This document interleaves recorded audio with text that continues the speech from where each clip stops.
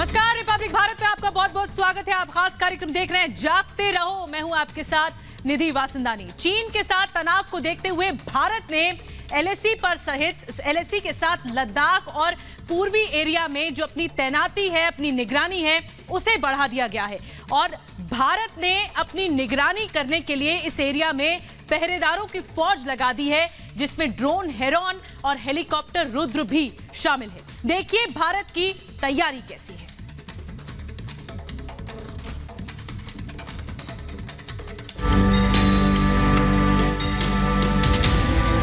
चीन की हर हरकत पर रहेगी कड़ी नजर। एलएसी पर चीनी कोई साजिश न कर सके, इसलिए सीमा की निगरानी करेंगे घातक ड्रोन और हेलीकॉप्टर। एलएसी पर तैनात हेरॉन ड्रोन।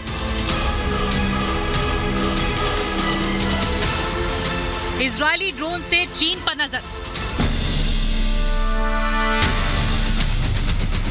हवा में उड़ता ये ड्रोन खास करके चीन पर नजर रखने के लिए है। इजराइल से आया हेरॉन यूएवी मार्क 1 ड्रोन करीब 30,000 फीट की ऊंचाई तक उड़ान भर सकते हैं। चीन के साथ सटी सीमा की निगरानी के लिए यूएवी यानी अनमैन्ड एरियल व्हीकल सेना को दिए गए हैं। भारतीय सेना की एविएशन विंग ने हाल ही में इजरायली यूएवी हेरॉन ड्रोन शामिल किए हैं।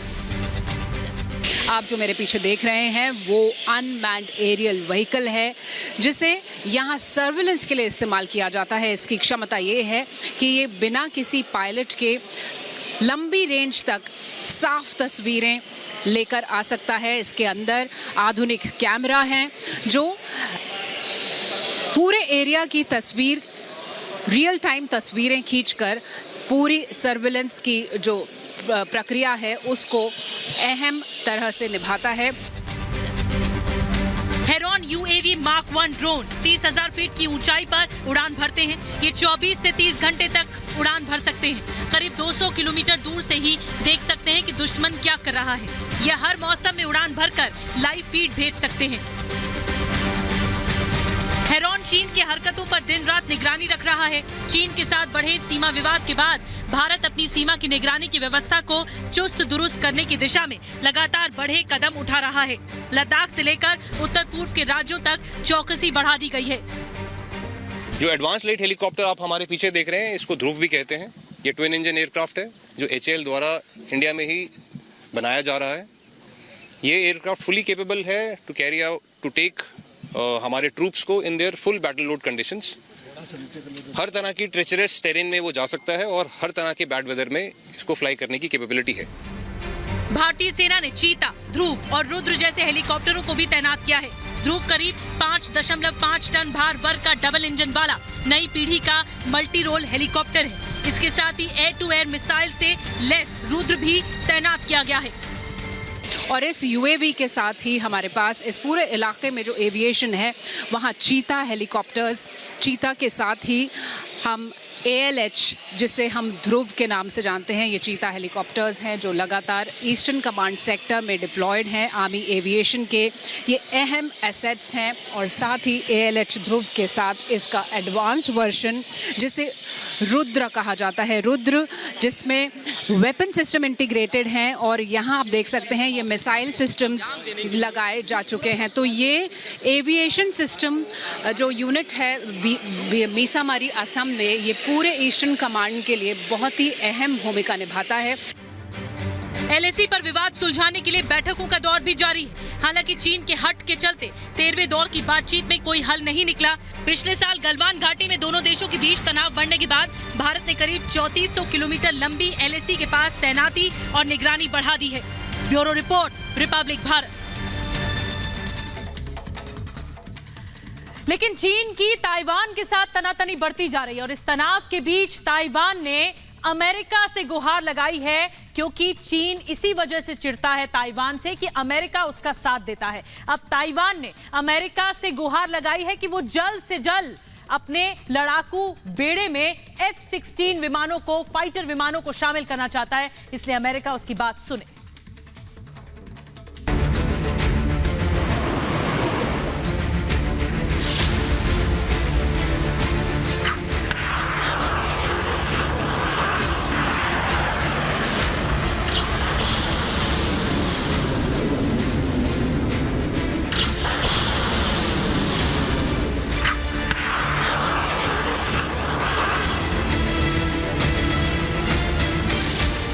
चीन और ताइवान में हर दिन के साथ तकरार बढ़ती जा रही है। चीन कह रहा है कि वो ताइवान को जल्द ही अपने साथ मिला लेगा। वहीं ताइवान युद्ध की तैयारी का ऐलान कर चुका है।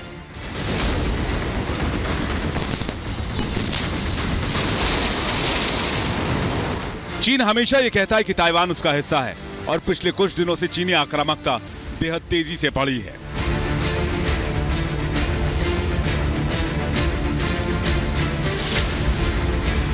हालात इतने नाजुक हो चुके हैं कि कहा जा रहा है कि 40 साल बाद इस इलाके में इतना बुरा माहौल बना हुआ है। पिछले कुछ दिनों में चीन के 150 से ज्यादा लड़ाकू विमान ताइवान की हवाई सीमा में घुसे। इसके बाद अब ताइवान भी अपनी हवाई सीमा को और मजबूती देने में लगा है।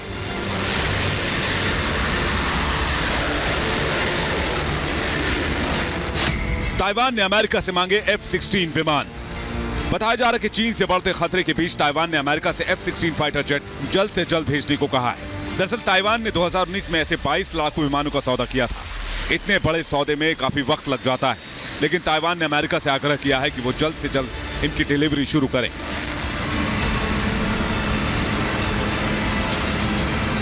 बेहद छोटा सा देश होते हुए भी ताइवान की सेना दुनिया की सबसे शक्तिशाली सेनाओं में एक मानी जाती है। चीन की दादागिरी का जवाब 10 अक्टूबर को ताइवान ने अपने राष्ट्रीय दिवस के मौके पर शक्ति प्रदर्शन करके दिया था, जिसे चीन काफी चिढ़ा हुआ है। अब ताइवान अपनी हवाई शक्ति को और बढ़ाना चाहता है, जिसमें F-16 विमान बेहद अहम माने जा रहे हैं। ताइवान की खाड़ी में टेंशन। ताइवान के मामले में चीन और अमेरिका के बीच भी टकराव बढ़ रहा है। अब चीन ने एक नया विवाद खड़ा कर दिया है। इस विवाद की जड़ है अमेरिका और कनाडा के युद्धपोतों का ताइवान की खाड़ी से गुजरना। खबर है कि चीन इस बात से बेहद उखड़ा हुआ है। चीन ने जिस घटना पर अपनी कड़ी नाराजगी जाहिर की है वो 15 अक्टूबर की है। उस दिन ताइवान की खाड़ी से निकला अमेरिकी नौसेना का USS DeWitt DDG-105, साथ ही रॉयल कैनेडियन नेवी का जंगी जहाज HMCS विनपेग भी गुजरा। इसके बाद चीन इन दोनों जंगी जहाजों पर निगरानी रखने के लिए नौसेना के जहाज और वायुसेना को भी लगा चुका है। इससे पहले पिछले महीने भी चीनी सेना ने एक बयान जारी करते हुए कहा था कि उसने ताइवान स्ट्रेट से गुजर रहे एक ब्रिटिश युद्धपोत को ट्रैक करते हुए उसे चेतावनी दी है। चीन नहीं चाहता कि कोई भी देश उसके और ताइवान के बीच में आए। चीन चाहता है कि ताइवान पर वो पूरी तरह से कब्जा कर ले, जबकि ताइवान साफ कर चुका है कि वो किसी भी कीमत पर युद्ध के लिए तैयार है। Bureau report, Republic Bharat. पिछले एक दशक में जम्मू कश्मीर में आतंकियों के सफाए के लिए, उनके खात्मे के लिए सबसे बड़ा ऑपरेशन चलाया जा रहा है, ऑपरेशन ऑल आउट। और तो और पुंछ के जंगलों में पिछले 8 दिनों से लगातार सर्च ऑपरेशन चल रहा है, जिसकी वजह से हेलीकॉप्टर्स लगाए गए हैं, स्पेशल कमांडोज को लगाया गया है। ये घाटी में बड़ा ऑपरेशन है जिसके जरिए आतंकियों का सर्वनाश हो सके।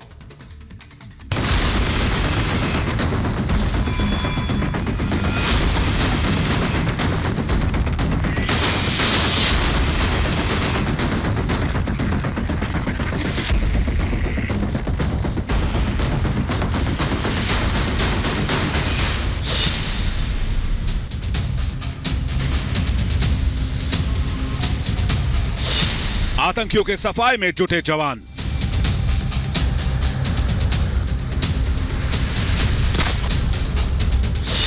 आतंकियों का बंकर किया बर्बाद। यह तस्वीरें जम्मू कश्मीर के राजौरी और पुंछ जिले के बीच पड़ने वाले जंगली इलाकों की है।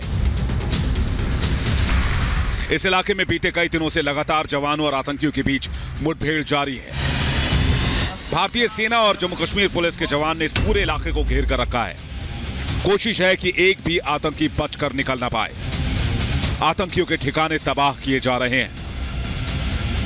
पुंछ के भटादूरिया में चल रहा ऑपरेशन अपने 8वें दिन तक पहुंच चुका है। सुरक्षा बल अभी भी आतंकियों की तलाश में है और लगातार एडिशनल रीइंफोर्समेंट जो है वो ऊपर से भेजी जा रही है। ये आप देखेंगे तो जम्मू कश्मीर पुलिस का स्पेशल ऑपरेशन ग्रुप जो है वो एक्सटर्नल कॉर्डन के लिए और स्ट्रेंथ यहां पर भेजी जा रही है ताकि आतंकी जो है वो यहां से भाग ना पाए।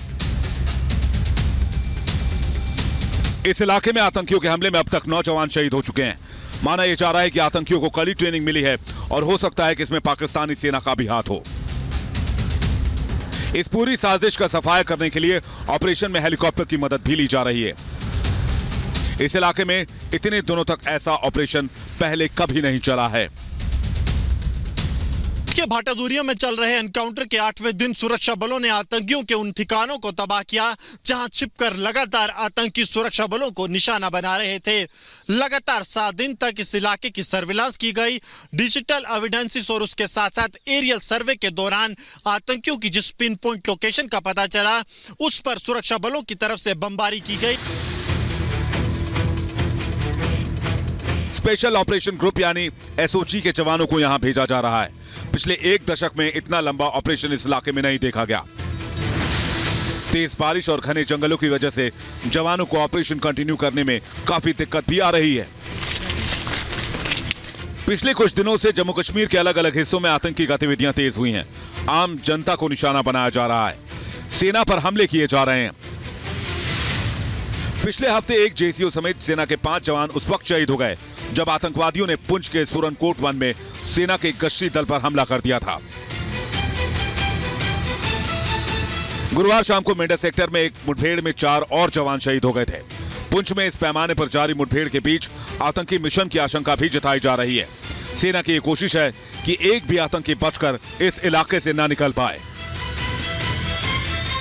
आतंकी और सुरक्षा बलों के बीच मुठभेड़ जो है वो पुंछ में अभी भी जारी है और लगातार आप यहां पर देखेंगे तो सेना जो है वो ट्रेसर्स के माध्यम से इस ऑपरेशन को अंजाम दे रही है। देर रात ये ऑपरेशन चल रहा है। लगातार 8 दिन से यहां पर ऑपरेशन जो है पुंछ के भाटादूरिया इलाके में जारी है और यहां पे आप देखेंगे अब ट्रेसर्स की मदद से जो है आतंकियों की लोकेशन को ट्रेस करने की कोशिश है और कोशिश ये भी है कि आतंकी यहां से ना भाग पाएं और यही कारण है कि अब ट्रेसर्स यहां पर भारतीय सेना की तरफ से इस्तेमाल किए जा रहे हैं, स्पेशल फोर्सेस की तरफ से, ताकि ऑपरेशन जो है वो जल्द से जल्द खत्म किया जा सके। Bureau report, Republic Bharat.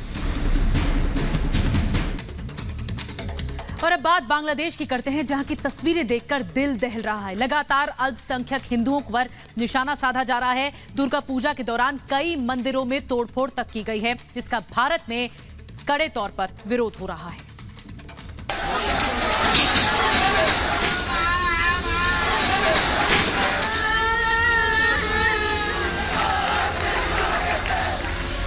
Bangladesh में अल्पसंख्यक हिंदुओं के खिलाफ हिंसक घटनाएं बढ़ रही हैं। पिछले कुछ दिनों से मंदिरों और श्रद्धालुओं पर हमले हो रहे हैं। दुर्गा पूजा के पंडालों में तोड़फोड़ की गई। कई घरों में आग लगाने का मामला सामने आया है। पिछले 1 हफ्ते में हिंसा की कई तस्वीरें बांग्लादेश से सामने आई हैं। नोवाखली के इस्कॉन मंदिर में भी हिंसा की गई। श्रद्धालुओं पर हमला किया गया। इस बीच इस्कॉन ने संयुक्त राष्ट्र को पत्र लिखकर हिंसा के बारे में बताया है। हिंसा की निंदा करने और एक प्रतिनिधिमंडल बांग्लादेश भेजने की मांग की है। हिंदुओं पर हुए इन हमलों में करीब 4 लोगों की मौत हो चुकी है जबकि 70 से ज्यादा लोग घायल हैं जिनमें कुछ की हालत गंभीर है। इन हमलों के बीच लूटपाट भी की गई है। इन हमलों और हिंसा के विरोध में अब लोग सड़कों पर उतर आए हैं। ये तस्वीरें बांग्लादेश से आई हैं। लोग सड़कों पर उतर आए हैं, अपनी सुरक्षा की मांग कर रहे हैं, दंगाइयों पर कार्रवाई की मांग कर रहे हैं।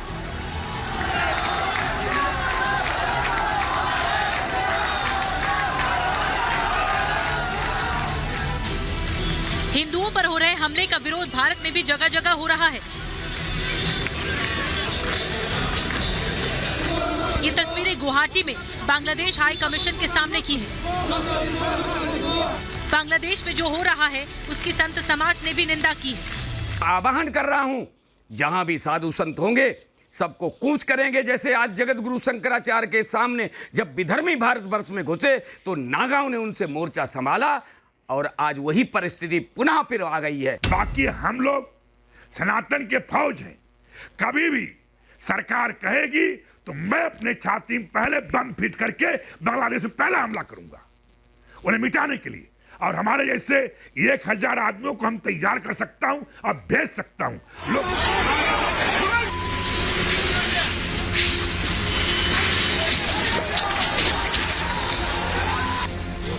बांग्लादेश सरकार के मंत्रियों का कहना है कि यह हिंसा प्री प्लान थी, यानी एक साजिश के तहत की गई थी। आरोपियों पर बांग्लादेश की सरकार एक्शन ले रही है।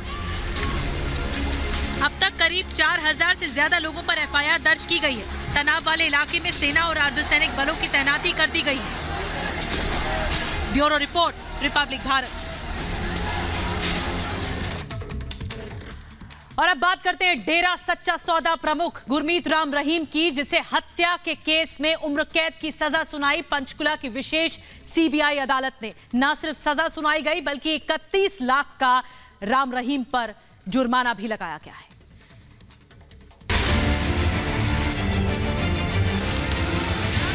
मेरी गाड़ी चला दी।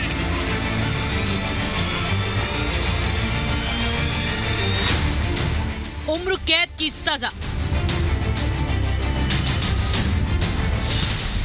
31 लाख का जुर्माना।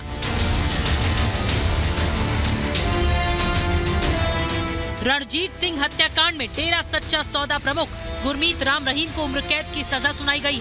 पंचकुला की विशेष सीबीआई अदालत ने ये फैसला सुनाया। इसके साथ ही राम रहीम को 31 लाख का जुर्माना भी देना होगा।